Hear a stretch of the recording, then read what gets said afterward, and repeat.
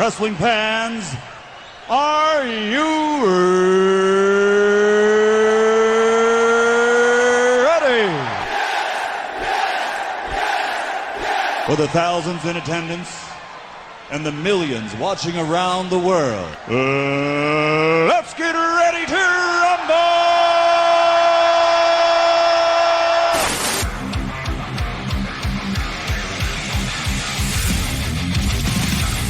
And now, please welcome at this time your hosts, Graham GSM Matthews and RJ Marceau. You're listening to the next era of wrestling radio. This is WrestleRant Radio.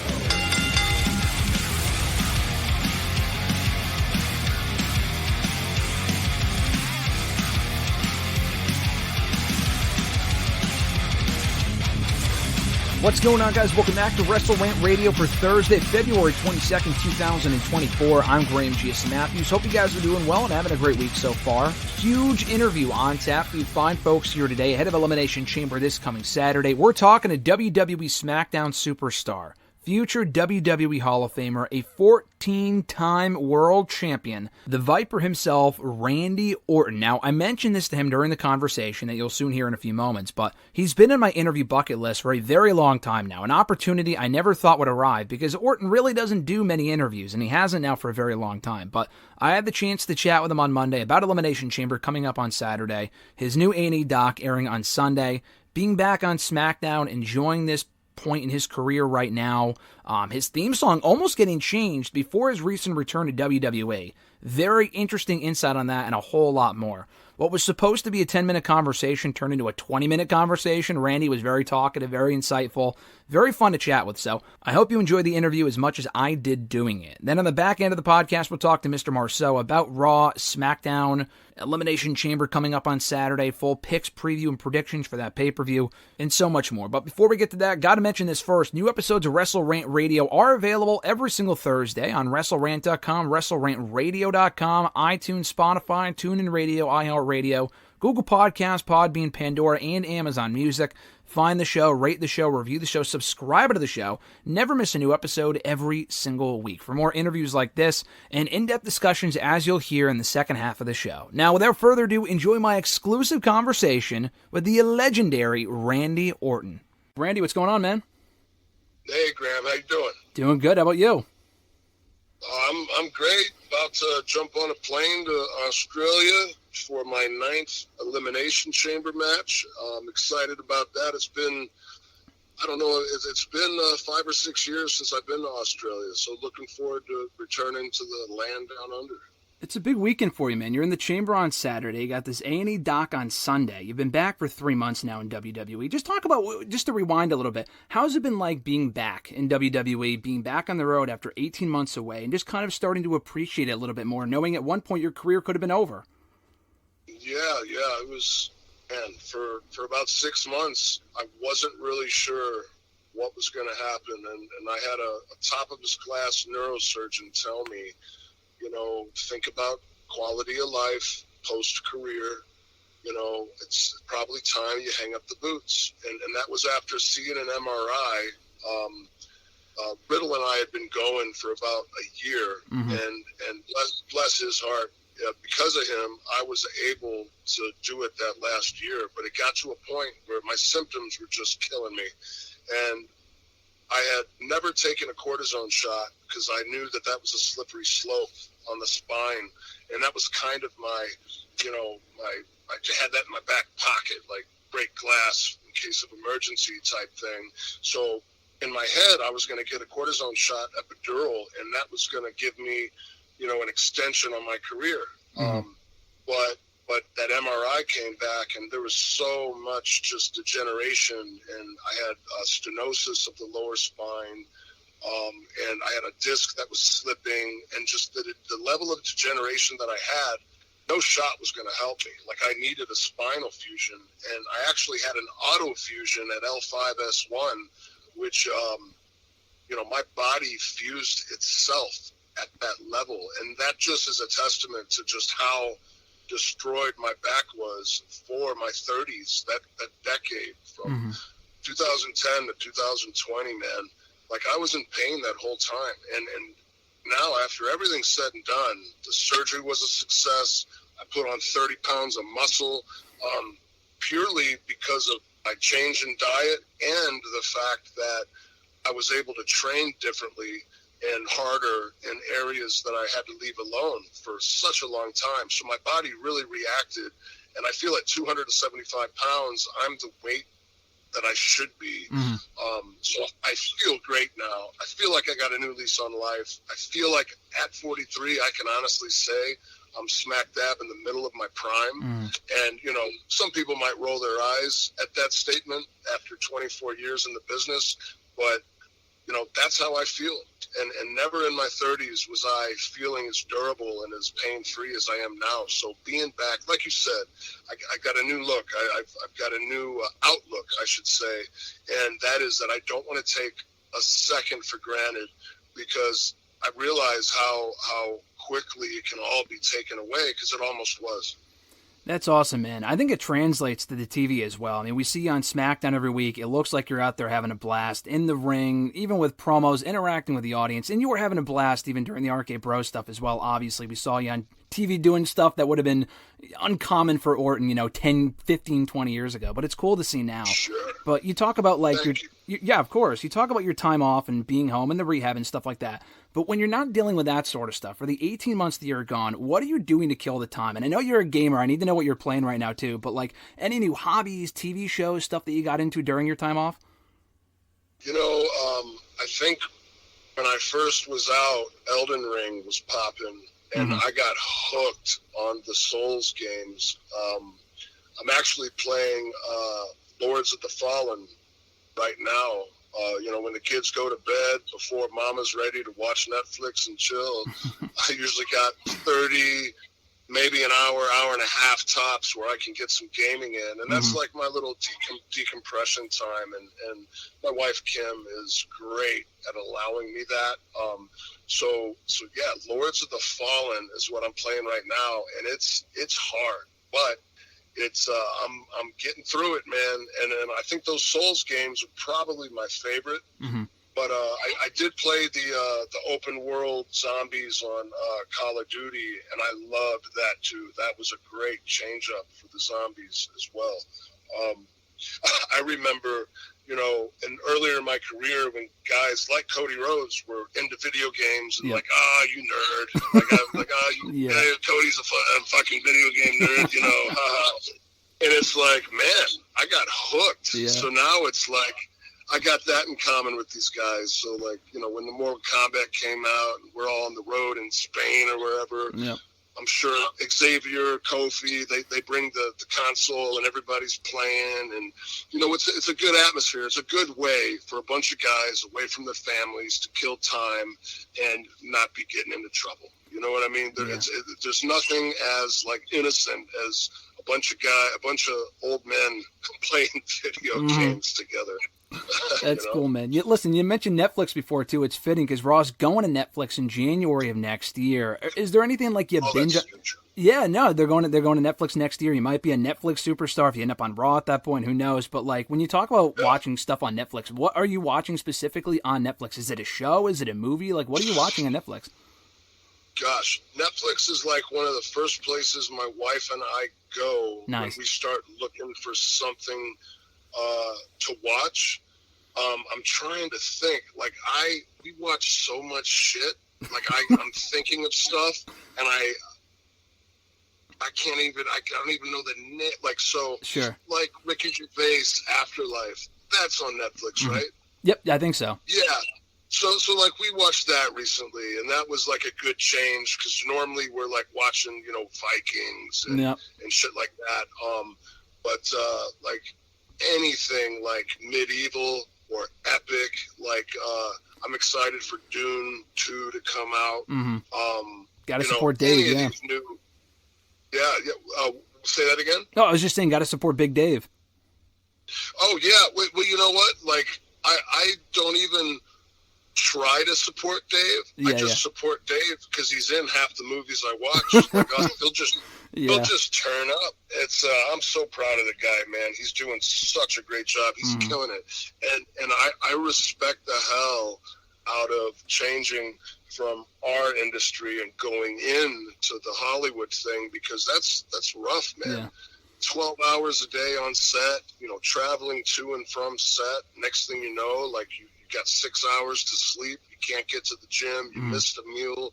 You gotta go over your sides for the next day, and then you just do it day after day, and you might be away from your family for months and months and months. That's not really, like, to me, that sounds like a nightmare. Yep. So, like, to be able to watch guys go do that and kill it, like Cena, like, oh my God. Like, and you mark my words, man, John, like with Peacemaker and everything that's been blowing up for John, and like, I'll turn on a streaming service and there's a movie John just put out, and it's like, holy shit. And gotta support John, but like, mark my words, man, like in another couple of years he's gonna be as big as like The Rock. He's gonna be like he's got something special. Nobody can really do comedy like John, and like the John that I know, like once he's really able to like get into that character and be himself, and it's kind of like Peacemaker was made for him. Yeah. Like that role was almost written for him. The way he acts in that's the Cena that I used to ride up and down the highways with, going town to town and had all these rivalries with, man. So it's great to see. But I enjoy this life. I enjoy wrestling in front of that live crowd, getting that immediate fix of adrenaline from that reaction, that you can almost be a puppeteer and create these moments, and also listen to the crowd and let them take you on a ride to where you might end up somewhere where you didn't know you were going to go. And I appreciate you noticing that, like, it comes across in the promos and in my interactions with the other talent on TV, like that I'm enjoying being out there, because I really am. And I think that the more that I break out of my comfortable zone, which I've done over the past few years, I think the better that the better wrestler, the better talent I am, the more that I do that.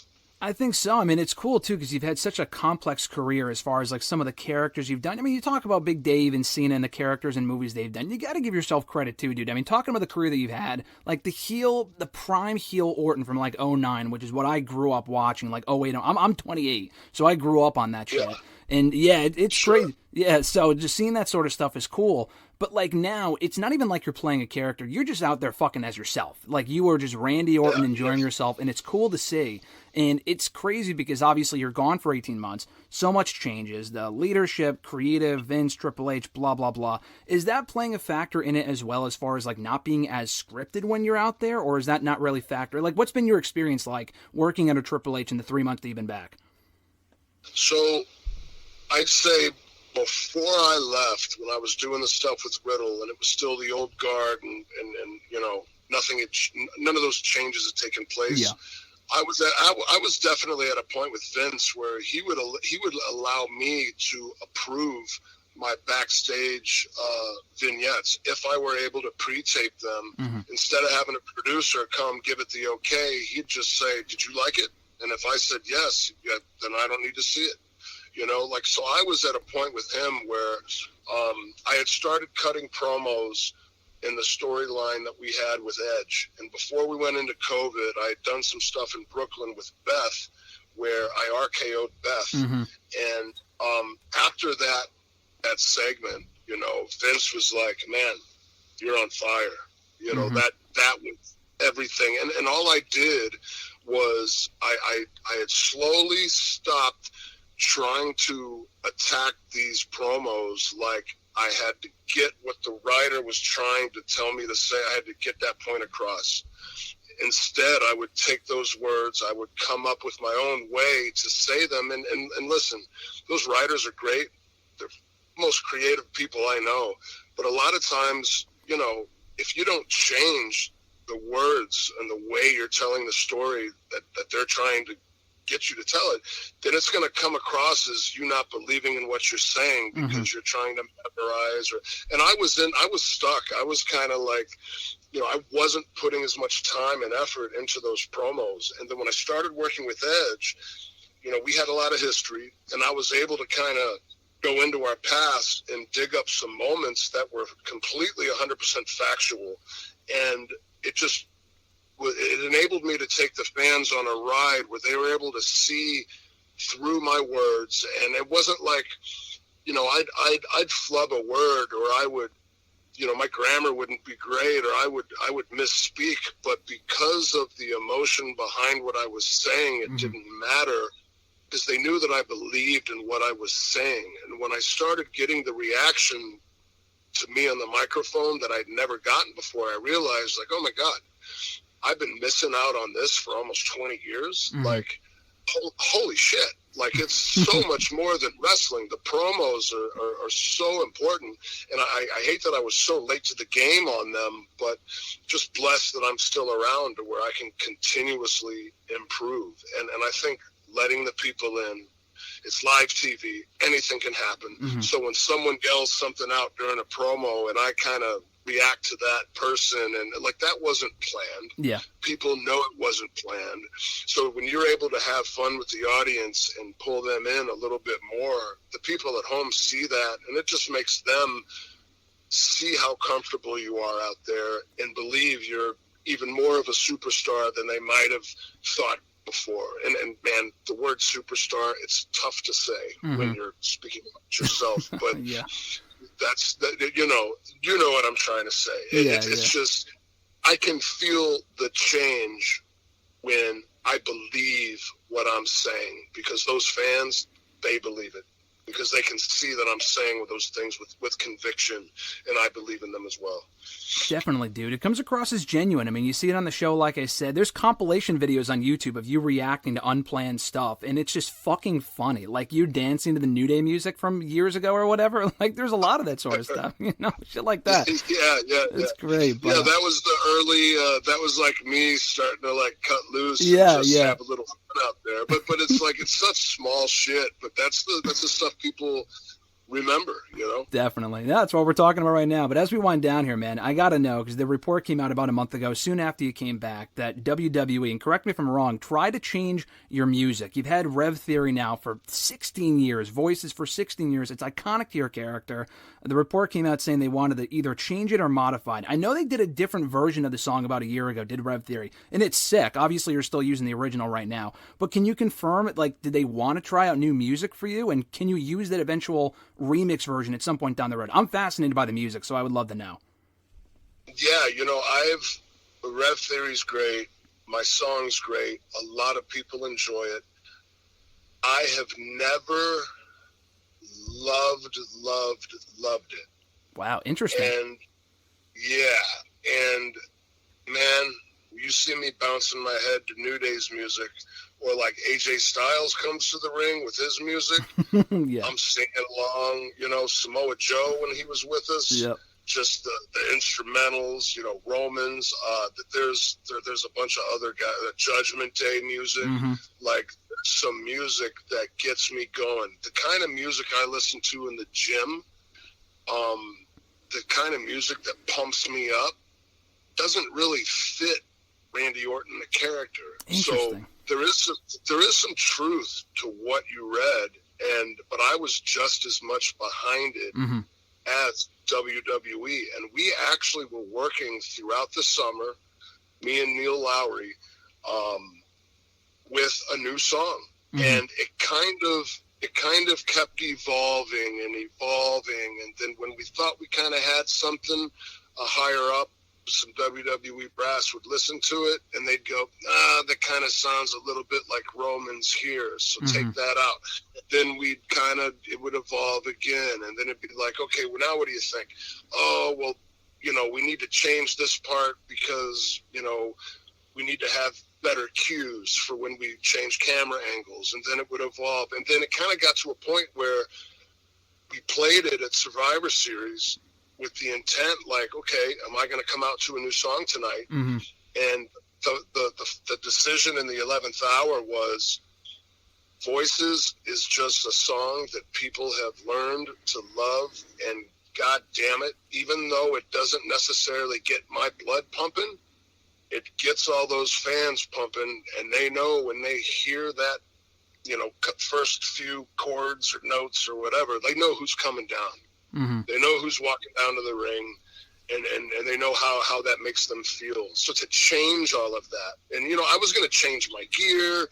I was going to try and make all these changes. Mm-hmm. I even I bought a pair of fucking kick pads because I thought, let me try and change up my work. But then, in the 11th hour, it was like, what am I doing? Yeah. Like, if I come back this rehashed, I'm just going to look like some old guy who changed his clothes. Like, I need to be... So I think the only change I had was, instead of Orton on the back of my gear, it says RKO. Okay.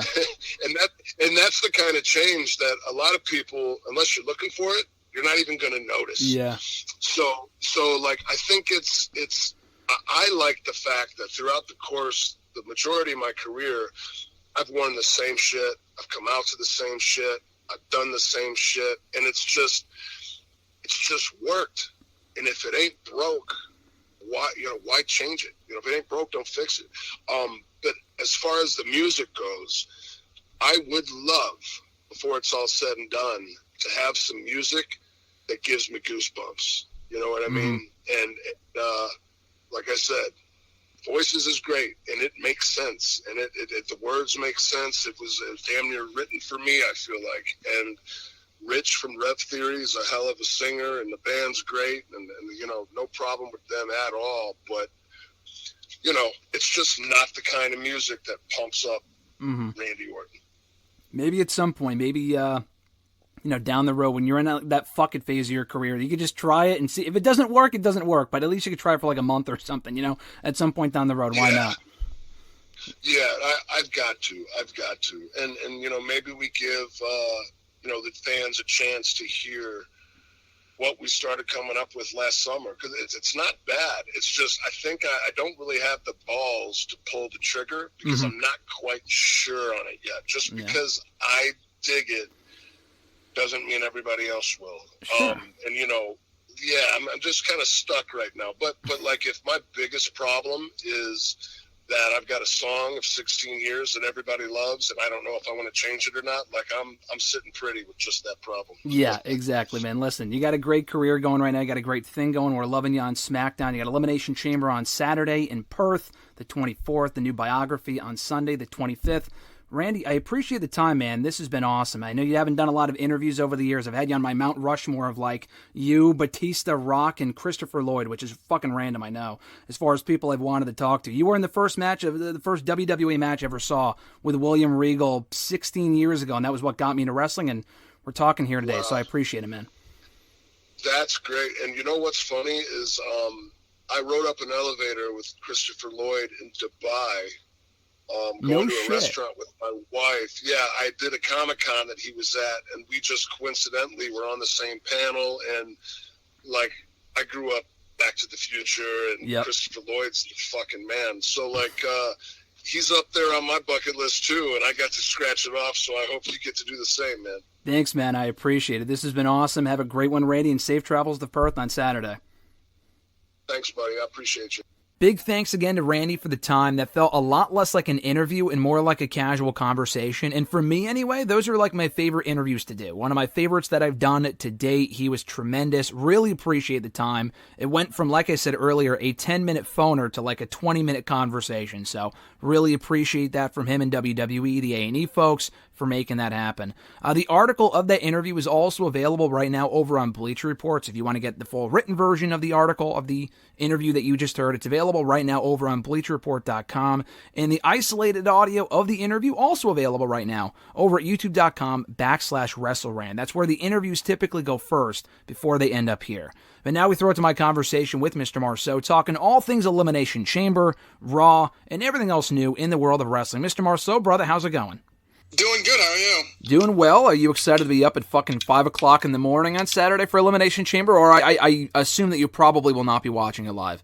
I will not be watching it live. I plan on watching it Probably later in the afternoon or at night with my dad, probably. Very nice. I think it's best to avoid spoilers until then. This doesn't look like an overly eventful show on paper, to be perfectly honest, but I am looking forward to the show. We'll get into Elimination Chamber predictions a little bit later on. 5 a.m. is definitely a little bit too early for my taste, personally, obviously. The show will be over by the time I'm usually up anyway, but I'll figure something out, and we'll talk about it next week here on the show, but we'll do predictions a little bit later on. Now, we don't typically talk SmackDown here on the show, and we've talked a lot about the Rock, Roman, Cody stuff. We've talked a lot about that lately, but I gotta get your thoughts on this. Heel Rock on SmackDown last week, back in full swing with the Versace vest, on SmackDown, trashing the audience, and just going all in on the fans that were there, kind of giving us a blend of 98 Rock, Hollywood Rock from 20 plus years ago. And you and I have joked about Hollywood Rock a lot, like with some of the stuff he was saying during the Rock concerts, and it was fucking funny. We haven't seen that side of the Rock since then. And for me personally, I love that promo on SmackDown last week, because I have never gotten heel Rock in my entire fandom of WWE. Obviously, when you started watching, you got a little bit of it before he took off, and the whole heel Rock thing was short-lived anyway. But we got it back on SmackDown last week. Kind of a polarizing promo. Some people really liked it, some people not so much. I thoroughly enjoyed it. What were your thoughts in the first heel Rock promo in 20 plus years?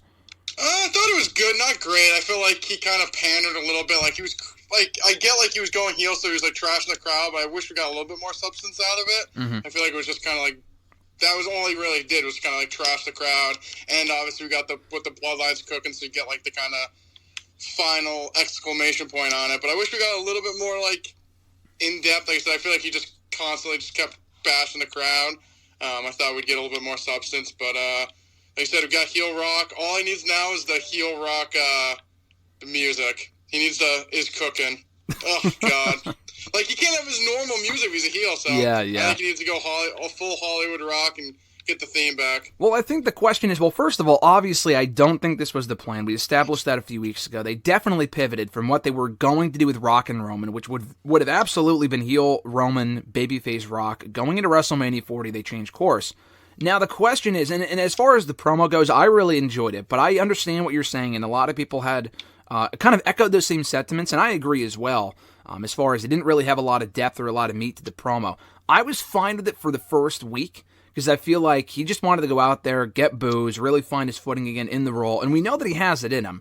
If he's just recycling the same insults from 25 years ago, between now and WrestleMania, that probably won't work out long term. But I think with that first promo, it was fun, a nice trip down memory lane. He can't do the same stuff every week. And he did kind of explain his actions in the sense that he said, and the logic didn't really make sense in the sense that he was like, oh, Cody, you lost at WrestleMania, now you're asking for another shot. It's like, well, he won the Royal Rumble, so that's how he earned the opportunity to get this rematch at WrestleMania. They kind of left that little detail, but he's a heel, so it doesn't really matter too much.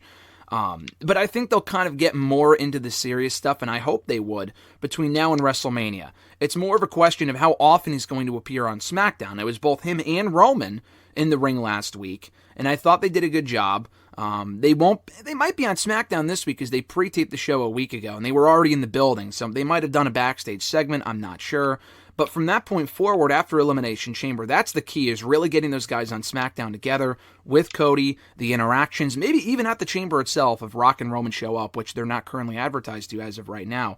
But as far as going back to what you said with the heel Rock theme, I think that'd be amazing. But do you think they may not do that for the sole purpose of this could be short-lived, even more short-lived than heel Rock from 03, and that they only might be doing heel Rock through Mania, and Rock might secretly be working with Cody Rhodes? I was asked about that yesterday. I've been thinking about it a lot since Friday. People had the Easter eggs with the L on the face, and I didn't really buy too much into that personally. But what do you think? Do you think we could only be getting heel Rock through Mania, and what are your whole thoughts on that? I know we talked a little bit about it last week, too. Yeah, I think if Rock's going heel, I think if it's eventually leading to a match with him and Roman, I think Roman would eventually go babyface, and you'd still have Rock heel. I don't know. I feel like Roman at this point is overdue for a babyface run.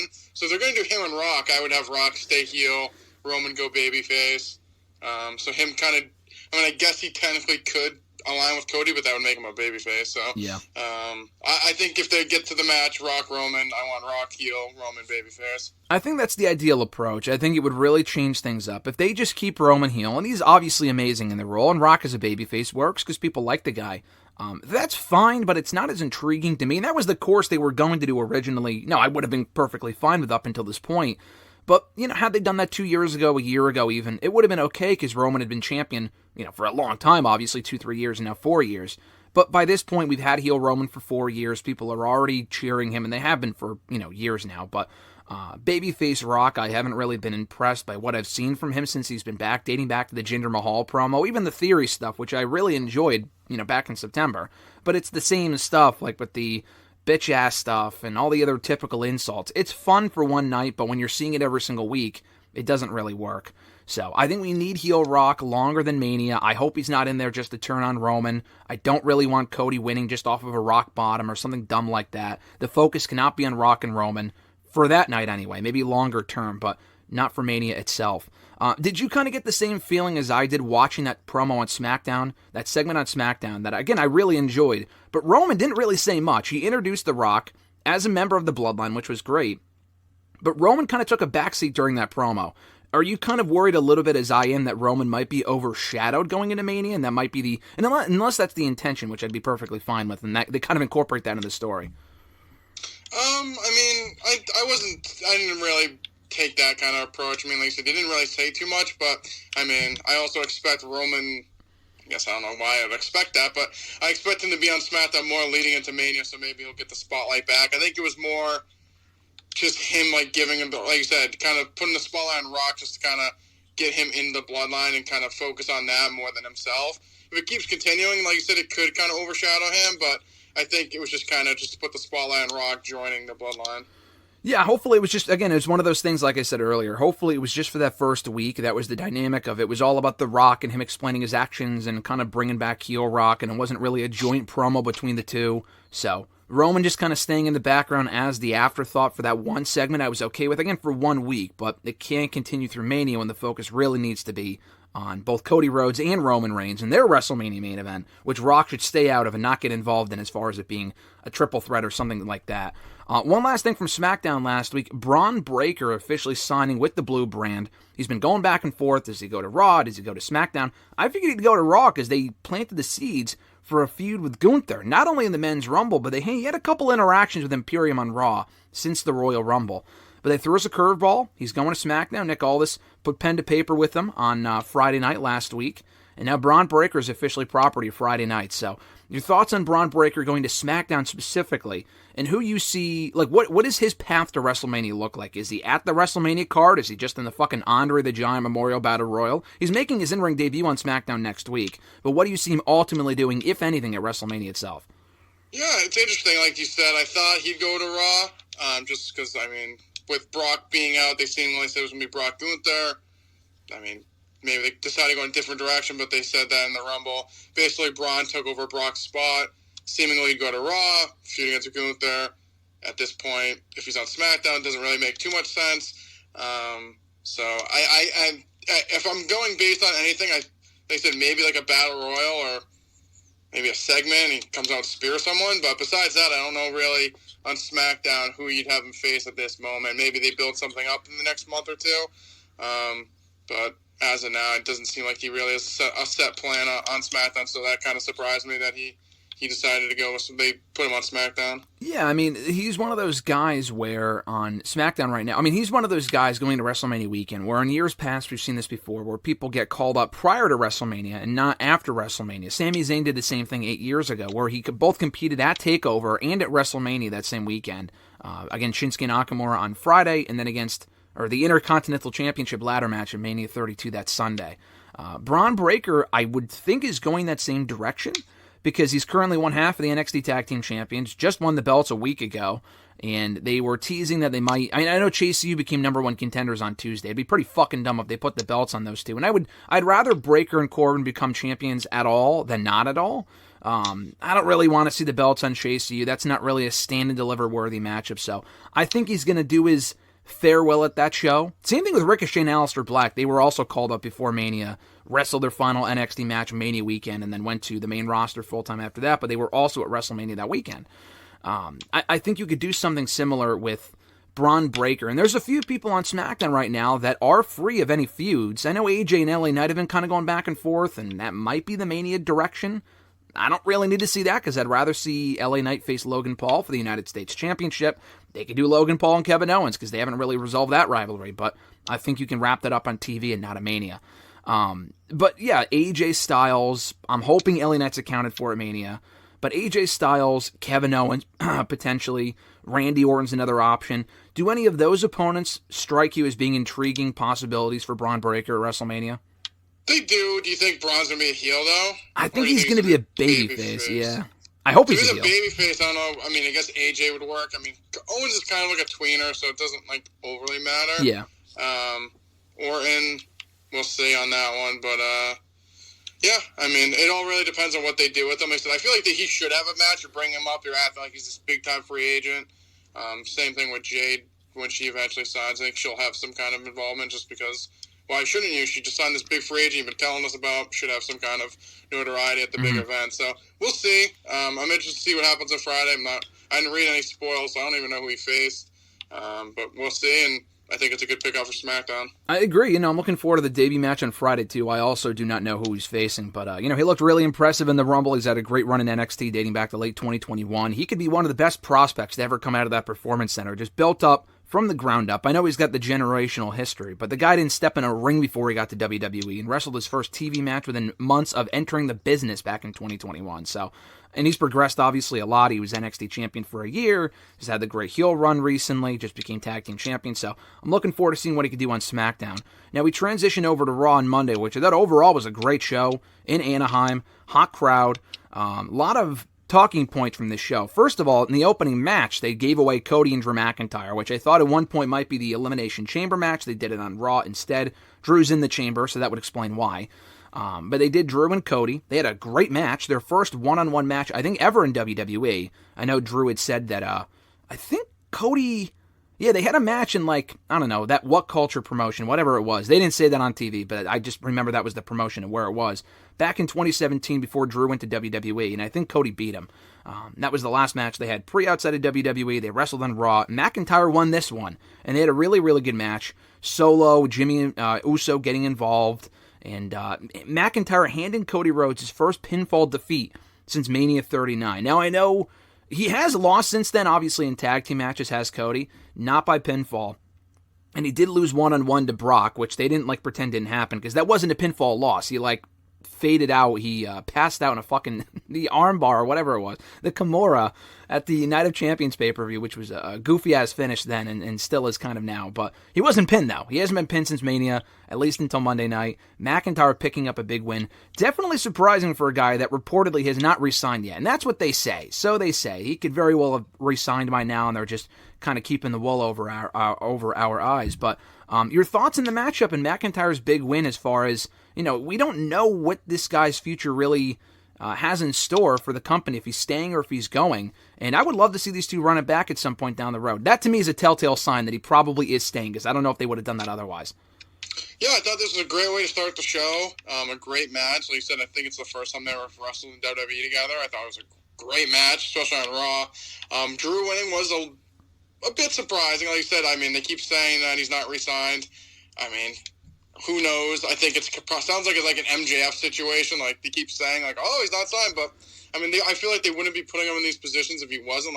Why would you put him up on top, beating Cody, let alone seemingly facing Rollins at WrestleMania if he wasn't going to re-sign? I don't know. It seems kind of foolish. Doesn't seem like a WWE thing to do. So we'll see. But I think it's a big win for Drew. Kind of gets him some credibility back. I feel like he did lose a couple times. So I feel like they're kind of starting to build him up good again. And I thought it was a great match. The Solo Jimmy interference gave me shades of 39, but yeah, I just think it was the right thing to do. Great for McIntyre, and Cody doesn't lose anything defeat just because of the interference. So I think it was good at all kind of parts. They definitely did that on purpose. So not only just Jimmy coming out, which was Mania 39, but the 39 interference right down to Solo wearing the dumbass hoodie, which at this point, listen, it is a running gag at this point that every time Solo gets involved in any Bloodline match, the guy's wearing a fucking hoodie. What's the point? I didn't even know it was him. I thought it was like a random fan that hopped around. Dude, right down to the crossroads spot where he was going to do the move to McIntyre. Cody Rhodes gets pushed into the ropes. Solo does the thumb, the Samoan spike right to the throat of Cody. McIntyre capitalized. It was just amazing. I'm like, dude, are we really doing the exact same finish? In California, no less. The exact same state, not far from LA, where they did the last. I'm like, you people have balls. And I'm sure they're going to run that back in Mania again. And this time, Cody better kick out. Imagine if they do the exact same finish and, and Roman wins again. I mean, we'll cross that bridge when we get to it. But, man, I thought that was funny. So, McIntyre winning was cool. I hope that means that maybe if Cody wins at Mania, fingers crossed anyway, then maybe McIntyre is his first opponent, or, I mean, if McIntyre wins the World Heavyweight Championship, that won't be necessary. But it was a big win for McIntyre. Really happy to see him go over. Another thing worth noting from Raw on Monday that I wanted to get more thoughts from you that I asked you about on over text on Monday night, the WWE-UFC crossover. Now, I know they were talking a lot over the weekend about this because Anaheim, I think, is going to be like their hub for like the TKO events with WWE and UFC. UFC had an event there a couple days earlier. They had Michael Chandler in the crowd. They introduced him. It wasn't like it was a unplanned spot or he grabbed the mic. They gave him the mic and he called out Conor McGregor, who has not fought in, how long has it been? 6-7 years, dude? It's been a while, hasn't it? I don't think it's been that long. It's probably been 3 or 4. Last time he fought, I think he fought right after COVID, and then he got hurt again. Oh, so, okay. It's been more recently, 2021. Oh, wow. He fought twice in 2021, so it's about a little bit over almost 3 years at this point, basically. Okay, all right, interesting. So it's been a while, but he did call him out, setting up potentially a big fight for UFC in a WWE venue, no less. Your thoughts on that? Because, again, not even me being the biggest UFC fan, I thought it was really cool, and maybe we could see more of that, the crossover between the two companies under the TKO umbrella. I don't know about doing WWE stuff at UFC events. That might be a bit goofy, but the crowd received this well, and it went over really well, and I thought it was a nice change of pace compared to what we typically see on a WWE program. Yeah, no, I thought this was a good little spot. Like you said, it was announced over the weekend that like the TKO group had come to agreement with Anaheim and the Honda Center to have 3 events total between UFC and WWE over the next 5 years, I believe it was. I think till 2028. So, I mean, they're kind of, seems like they're setting up their blueprint. I think they have some kind of financial interest in some kind of development around the arena as well. It sounded like it did. So, sounds like they're kind of getting in that business as well. But I thought it was good. They had the fight, they had the pay-per-view this weekend at the Honda Center. They showed Bianca and Montez in the crowd. And right, yeah, they did, yep. They showed them and kind of like I said, and like put like the graphics so people knew who they were. And they said Michael Chandler here. We'll see. I mean, I thought it was a good crossover. Like I said, the crowd took it well. I mean, like I said, they just had the fight there the other night, so it's not like they had the fight in, I don't know, Chicago, and then the next night they're showing it. Like, at least I think the crowd was enough familiar with it, and I mean, McGregor's so big, I feel like I got it. But I think it was good capitalization of where they were, and I think it's a good idea to kind of use both and try to get publicity out both of them. So yeah, I thought it was good. Do you think that could be the extent of it as far as furthering, I don't want to say programs, because UFC doesn't have programs, obviously, but, you know, setting up fights and calling people out, because that was a very, I can't even say that's a WWE thing to do, because they do that stuff in UFC all the time after their fights. But do you think we could see, like, a Michael Chandler in the WWE ring, and maybe not a WWE guy in the UFC octagon, that'd be a bit goofy, but, you know, we talked for years about people from UFC doing stuff in WWE, whether it be McGregor or the guy... God, I forgot his name. The guy that Brock really wanted to face. He retired recently. Daniel Cormier. Yeah, he's a big wrestling fan. Cormier, and I thought he might do something with WWE, like a more intricate role, and that never really happened. Could you see something like that happening at some point? Would you even want to see something like that happening at some point, if it was done properly? If it was done properly, yes. Like you said, it really just depends on what they do. I don't know how far they're going to go with the whole UFC WWE crossover, like... I don't know. People kept saying, like, oh, they showed WrestleMania 40. It means they're going to have the fight there. I mean, I highly doubt that, but who knows at this point? So, I mean, now that the companies are under the same umbrella, I feel like that possibilities are endless. Yeah. With a huge, like, entity like that, I mean, they can pretty much do whatever they want. I didn't think about the Mania thing. I mean, listen, I think that would be cool. But the problem is, and you were there too, for SummerSlam, and this isn't, you know, the same thing because it's Ronda and Shayna Baszler, but they had that fight. That wasn't a fight pit. It was, MMA rules match is what they called it. MMA rules match. The crowd couldn't have cared less. And listen, I thought we talked about it in the arena. I thought it was well worked, but no one gave a shit. Again, it's Shayna and Ronda, who I like the two of them, and I thought they had a great feud and whatever for the short time it happened. But there wasn't really any incentive to cheer for one over the other, but people just didn't really take to the match. Would WWE fans take to something like that if they were to do it in a wrestling ring, or do you think it would have to be the right people involved? I think it had to have the right people involved. Like I said, McGregor's like the biggest star, so I mean, if that didn't work for them, I mean, I don't know what would.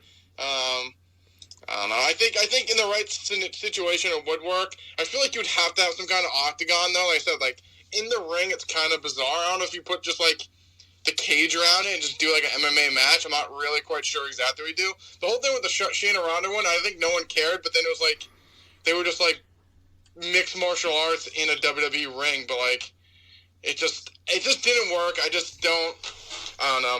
I just think with the right people it can work, like you said. Mm-hmm.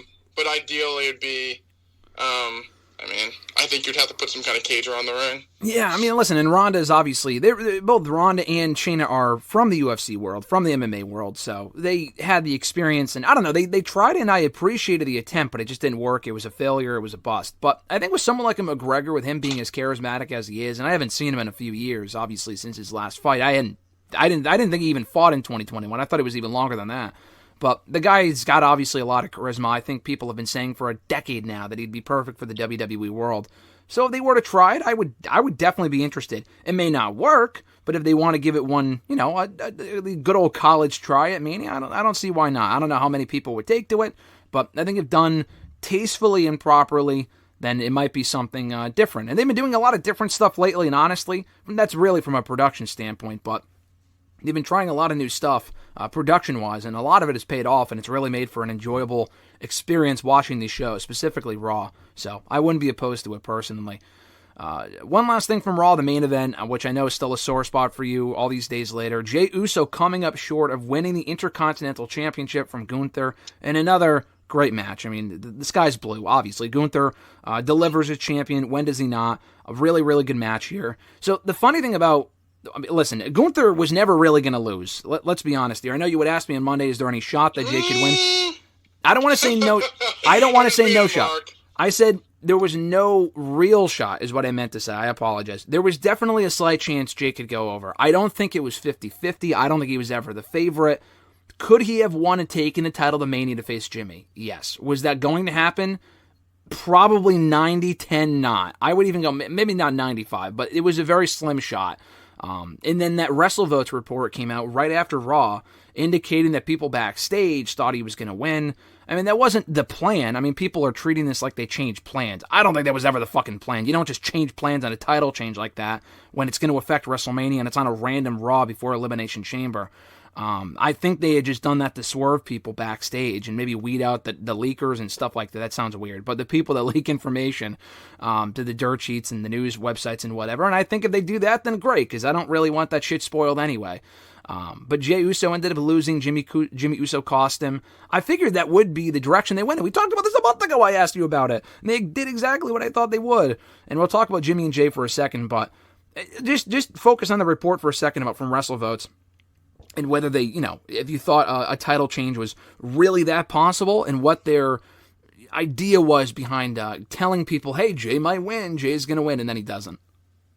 Yeah, like you said, I think it's more just like the swerve and maybe get the Stooges out and just kind of see like what happens if you kind of leak that information and it doesn't actually happen.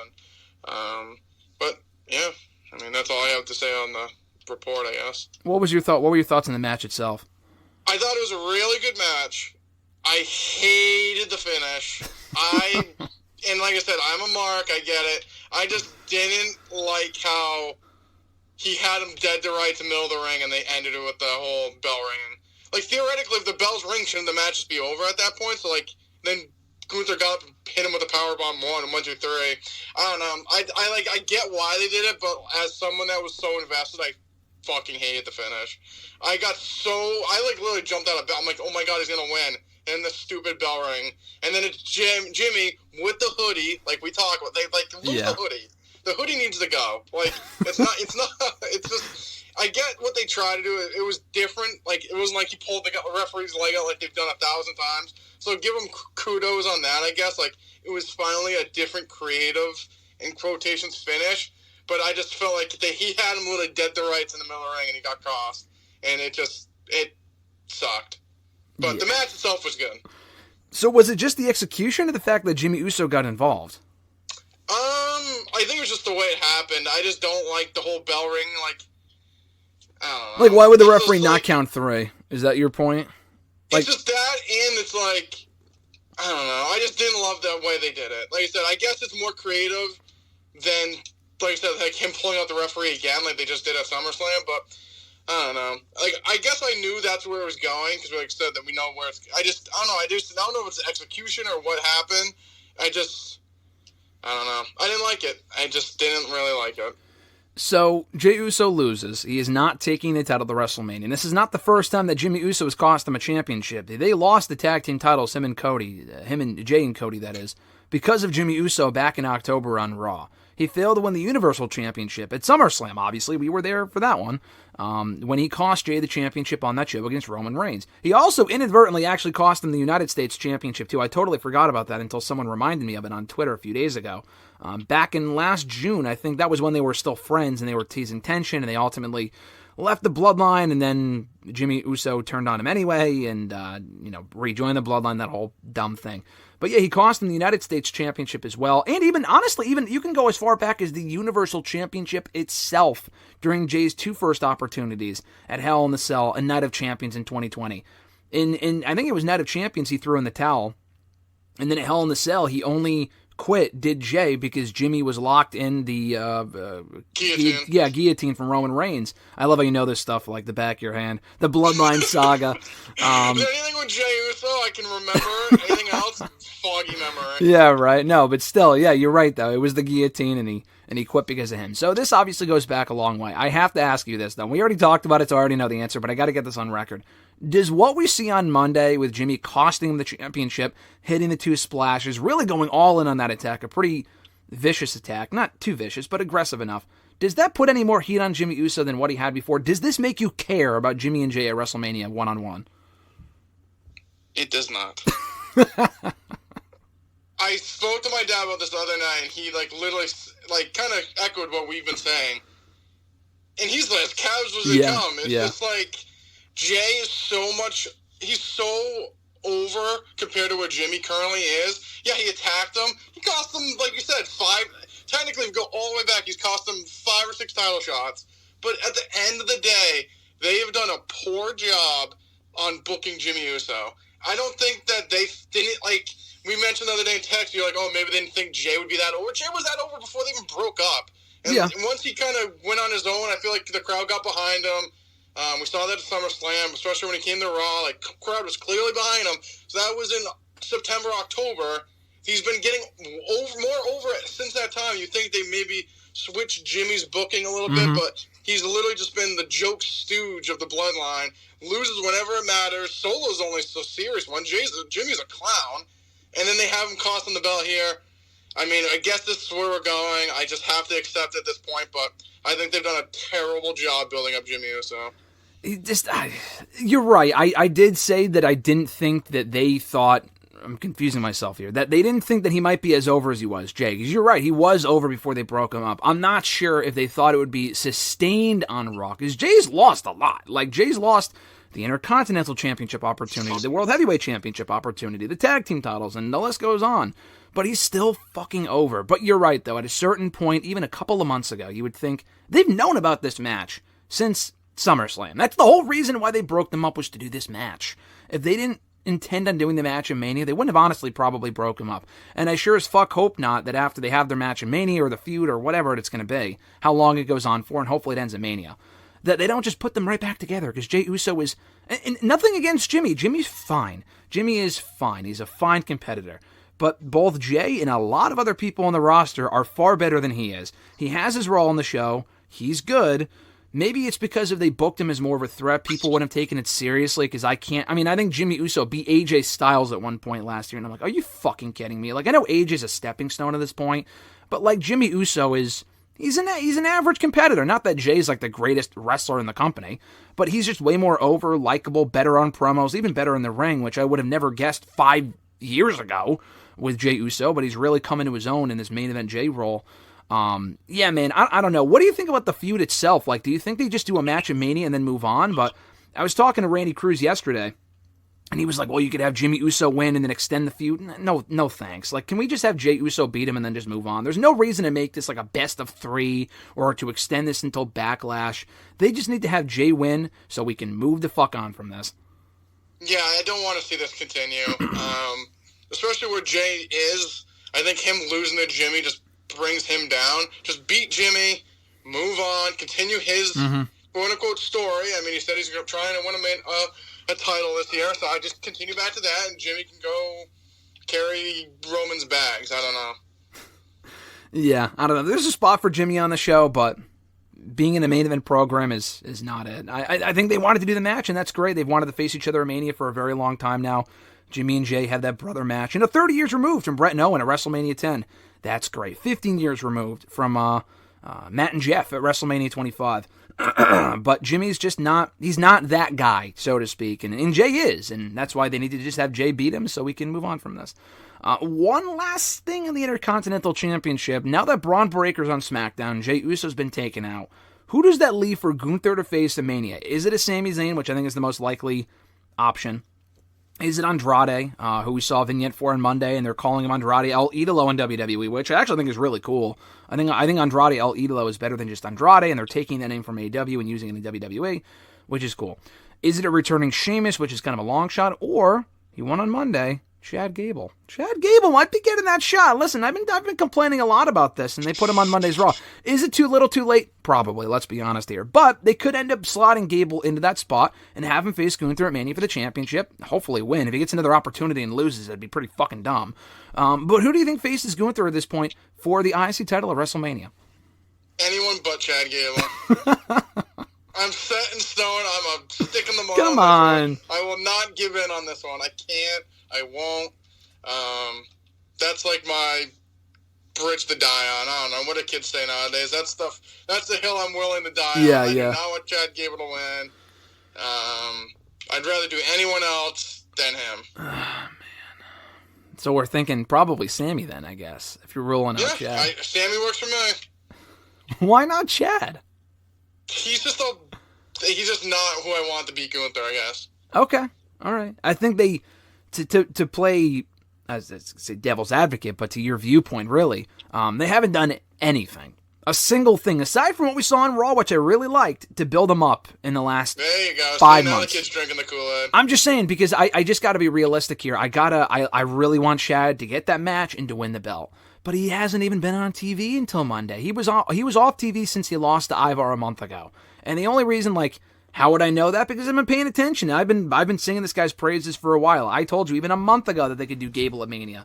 But that was before they didn't put him in any matches on Raw. He hadn't won a match on Raw in fucking months. He wasn't even in the Royal Rumble.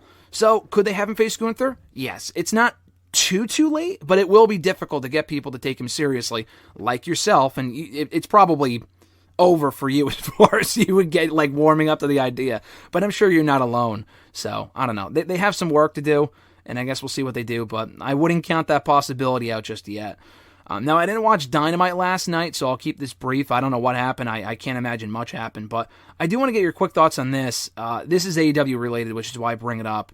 And I don't really typically talk about this sort of stuff, but I know Chris Van Vliet did an interview the other day with O'Shea Jackson, the son of Ice Cube. He's a big wrestling fan. He's constantly tweeting about WWE and AEW and constantly arguing with fans over just nonsense, but there was that clip that went viral among the wrestling community on, I think, Tuesday, on X, Twitter, whatever.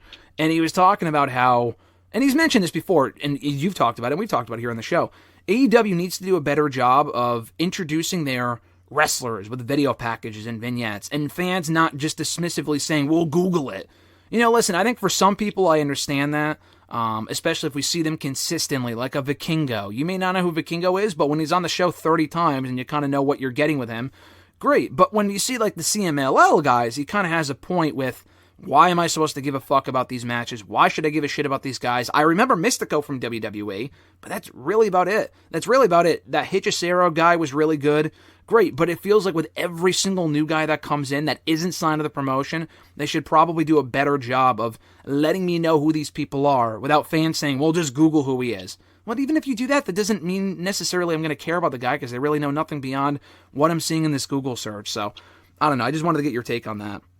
No, I completely agree. I think with a lot of these people, like you said, the whole Google it, that just, I mean, why don't you just tell people who they are? Like, clearly they don't know. Like, Google it. Like, I mean, that's just so lazy, and I hate it. I think it's like a poor excuse to, like, basically being like, or if people are like, you're not a real fan if you don't know who they are. Yeah, like, yeah. Don't watch fucking CMLL. Honestly, I think the thing I heard that was more interesting is that the deal that Tony made with CMLL, if they're on the card, no other Mexican talent can be shown on that show. So I guess they've had some issues with, like, Penta. Like, he showed up to a tape, and they're like, yeah, we can't use it because CMLL guys are on it. And they made a deal that if they're on the show, then no other Mexicans can be on the show, which I think is ridiculous. That is ridiculous. I don't know if that's true because I had seen that as well. I think that came from Meltzer. Meltzer's not had a good last week. I mean, did you see that whole thing with Rock and what? We didn't talk about that, dude. That was fucking embarrassing. And I don't want to pile on the guy too much. You know, you're blocked by him. I'm blocked by him, so I can just go off on a tangent if I want. I mean, I don't want to say everything he says is, false information, but like when you're starting to say that, oh yeah, they're building the Rock and Triple H and they shot the segment. Like, no, Dave, they did not. Like, there was a couple things. So what I was going to say was, as far as that, what you just said, I mean, I think there was an instance where a CMLL guy was on Dynamite like a month ago, but also on that show, Commander was there, and he's a AAA guy. So I don't know if that's necessarily true. If it is, that's very dumb. Yeah, like I said, if that is true, that is probably one of the dumbest things I've ever heard. It's like basically screwing your own talent over. Yeah. But back to the whole point that we were discussing, I think the whole Google it thing is just a lazy excuse. I think WWE has done a lot better job. I don't know if they've done a ton of video packages as well, but with their new kind of promotion or kind of production, like Becky Lynch is coming out. Guess what they do before you go to this commercial? They show 3 or 4 pictures of Becky Lynch. Oh, I've never seen the show. Becky Lynch must be pretty important. They show a picture of her, a couple pictures of her. They did it with even Liv Morgan or someone that's not even that over, but like a casual person watching. You're like, oh, this person must be like kind of a big deal. I mean, they're kind of like promoting them a little bit, and they've done that recently with the whole production change. And I think it's great. I think I like what they've done with that. I like what they've done when they start the show and they show them showing up to the arena. It's very sport-like feeling. But yeah, I think, like you said, at this point, if you watch weekly, you know who Vikingo is. Like, he's on the show every week, or was at a time. But the whole, like, all these new CMLL guys that no one knows, it's just like, don't say Google it. Like, do more to get people invested. Yeah, no, I can agree with that. I mean, again, there's certain instances where, again, you don't need a video package for everyone. Certain people show up and they get a big reaction and you have no idea who they are. But if they get a big reaction, it's like if you watched the Rumble 2016 and you did not watch TNA, which I know you obviously knew who he was because we talked about it at the time, but AJ Styles shows up, no fucking clue who this guy is. But he gets a pretty big reaction and he's in there for 30 minutes, you're going to take notice of this guy. But when it's someone else like from CMLL who's not signed and you know nothing about him, and they're not doing any, like, I have no reason to care about that feud whatsoever. And the matches are fine. The matches are good. There's nothing wrong with the wrestling in AEW. But it's just, they need to do a better job with some of this stuff. It's like, why should I fucking care about some of these people you bring in that I have no idea who they are? And the matches are great, but that can't be the case with every single performer. I mean, I'm sure there's people that were not watching WWE 4 years ago when Andrade was last year, have no idea who he is. Maybe they have a lot of new fans, and they probably do WWE. And now they're reintroducing him with vignettes on Raw, and I really like that. So, again, it's not going to, you don't have to do that with everyone, but I do think he had a point with what he said, and people jumped on him for it. And I'm like, that's exactly the problem where he was talking about how dismissive fans can be, but that's just the wrestling community sometimes. I mean, I think, like you mentioned with the Andrade stuff, I feel like he's kind of, the vignette's also like, oh, he's third generation, so someone like said, so like you know, okay, he's third generation, so you can go out of your way to look that up. Oh, like he must have family wrestled. Oh, my wife wrestles. Oh, he's married. I wonder who his wife is. Oh, he's married to Charlotte Flair. Then like they're doing stuff to get you more invested, even if you know who he is. Like even like I don't know. It's like that's the stuff they need to do. Like they're just, it's just I think it's something they're missing. Like. By a ton. Yeah, they just don't do enough of it. I mean, they do video packages, and not that they don't do none of it, but I'm just saying for the wide majority of people, they don't. Like, Will Ospreay's fine. People know who Will Ospreay is, and if you don't, you're going to because the guy's amazing. Google it. I love the Google it lazy response. So as we wind down here, Elimination Chamber predictions, we'll make this quick here. There's not a lot of matches anyway, but some of these are pretty clear cut. Perth, Australia, Saturday, airing at 5 a.m. Eastern Time. Don't know if I'll be catching this one live, but I'll be avoiding spoilers until I do. Grayson Waller effect is happening on the show. Great for Grayson. Bronson Reed is not on the show, which makes no fucking sense. I complained about that last week, as did you. But the Grayson Waller effect is happening with Cody Rhodes and Rollins. We literally just got the Grayson Waller effect on the, Fastlane Payback show back in the fall. This is the exact same thing with Cody Rhodes on a PLE, no less. Do Rock and Roman show up here? What are you expecting out of this segment? I don't know. I feel like if anything, we'll get like the official sign of solidarity between Rollins and Rhodes. I don't know if like Theory comes on, they just beat his ass or something like that, or they beat up him and Waller. But I think this they kind of tease that Rollins I'm here for you. They did it on Raw again. It was just in the medical room, but never got actual words. So I think this is where we finally get they're together. Yeah, actually, that's a great point. I think they could. I know Rollins isn't cleared, I would assume, as of not right now. But they can have Cody and Rollins get the better of Grayson Waller in theory, and then they can build to a tag team match before Mania if they end up doing Cody and Rollins against Rock and Roman. So I don't think Rock and Roman show up here. If they were, they probably would have advertised them, and they still could, but they probably won't. I think that's probably what happens here. Undisputed WWE Tag Team titles, Finn Balor and Damian Priest of the Judgment Day taking on Tyler Bate and Pete Dunne. Do we get a title change here, or is it pretty safe to say that Finn Balor and Damian are retaining? This is a tough one, honestly. I feel like the Judgment Day have cooled off a ton. I feel like Rhea's kind of in her own stratosphere, and they're kind of dealing with the whole R-Truth stuff. I feel like Bruce, they're not Australian, but British, similar kind of descent. Sure. That's a good. I'll stick with the Judgment Day, but I wouldn't be shocked if Bate and Dunne won maybe some kind of R-Truth interference cost them the belt. Mm-hmm. But I'll stick with Priest and Balor. I could see a potential title change here. I think they're going to stick with Judgment Day just because I think the end game to all of this is Balor and Priest against Awesome Truth, because I don't know really how else you pay off the R-Truth thing. And he can cost them the belts, but I think it'd be more satisfying if he were to not face Damian one-on-one, but to win the tag. It's literally the bloodline thing with Sammy from last year. I get it, but I feel like that'd be a satisfying payoff. So I think Judgment Day retain, Awesome Truth win the belts at Mania. Women's World Championship, Aussie native herself, Rhea Ripley. Nia Jax was actually born in Australia, too. I don't know how many people are going to know or care about that or cheer her there. Probably not. She will get monster heat, though. I don't know how great the match is going to be, but I think it's pretty set in stone. Rhea retains here, as she should. Yeah, I think Rhea retains. I like on Raw. They did a good job kind of, not putting it in doubt, but Nia basically laid out all the girls in the Elimination Chamber match. I guess they all kind of were basically overshadowing her. Came out, flattened them all.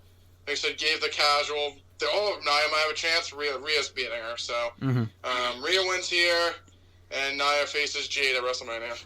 You mentioned it right there, and I think so as well. I think Nia and Jade is a pretty likely option. You mentioned it right there that the Women's Chamber match with the winner earning a World Women's Championship opportunity at the pay-per-view. Becky Lynch, Liv Morgan, Bianca Belair, Tiffany Stratton, Naomi, and Raquel Rodriguez, who returned on Raw. Pretty stacked matchup. Again, is it Becky here, or do they swerve us with a Liv or a Bianca win? I think it's Becky. Mm-hmm. Maybe they do some kind of screwy finish that Becky and Liv both win. Maybe it's a tap out, pin, same situation. Because I feel like Liv deserves to be on the card. If she's not in the match, I don't really know what else you do with her. But they're doing the whole Liv Morgan revenge thing, revenge tour. I feel like that's more than just a battle royal match. So, like I said, I think they could maybe do something that maybe Liv's pinning Becky, and as they count 3, she's tapping out. They just do a draw. Yeah. I don't know. I feel like I want to see Rhea and Becky one-on-one, but I feel like Liv kind of deserves it. And the way that they're kind of pushing her right now on Raw seems like she should be involved in something big. The SmackDown girls, I think they'll face each other just one-on-one at WrestleMania. Naomi, she'll be in the Battle Royal, and Raquel just came back, so who really knows what they do with her. But I'll go with Becky, but I wouldn't be surprised they do some kind of double pin tapped out kind of thing, because I think Liv deserves it. I prefer that. I'd rather they do that than Liv and Raquel in that dumb Mania Showcase match again. That's a fucking waste. So no, I would rather see that. I don't have high hopes. I think Becky wins decisively, but if they were to do something with Liv and Lynch to set up a triple threat at Mania, fine by me. Last match here, World Heavyweight Championship, number 1 contenders, Elimination Chamber, McIntyre, Orton, Lashley, Knight, Paul, and Kevin Owens. Again, same thing. McIntyre, obvious option, or do you throw a curveball with Orton or someone else? Drew, LOL. Drew, LOL. Hey, in a good way, though. Drew wins, LOL. In a good way, yeah. a good way. If I was betting my whole life savings, it'd be on Drew. He's the only one. I'm pretty sure he's the only one on Raw in the match. Yes, yeah. All directions are pointing to him winning. I guess you could swerve people, but at this point, I think Drew makes the most sense. I don't know how you have him beat Cody and then lose the Chamber match. He has to win the Chamber at that point. You just don't have him beat Cody for nothing, No, I agree. Yeah, we'll see. But I'm looking forward to the match. I think it's a pretty predictable card. Could end up being a pretty enjoyable event on Saturday. We'll break it down here on the show next Thursday. Until then, Mr. Marceau, new episodes every week. WrestleRant.com, WrestleRantRadio.com, iTunes, Spotify, TuneIn Radio, iHeartRadio, Google Podcast, Podbean, Amazon Music, Pandora. Rate the show, review the show, subscribe to the show. New episodes every single Thursday. Enjoy the show on Saturday, my friend. We'll talk next week. And, enjoy the weekend. See you later, man. Join Graham, GSM Matthews, and RJ Marceau every Thursday as they run down their weekly wrestling rants, offer expert analysis, host exclusive interviews, and more. Subscribe today on all your favorite podcast platforms and never miss an episode of WrestleRant Radio.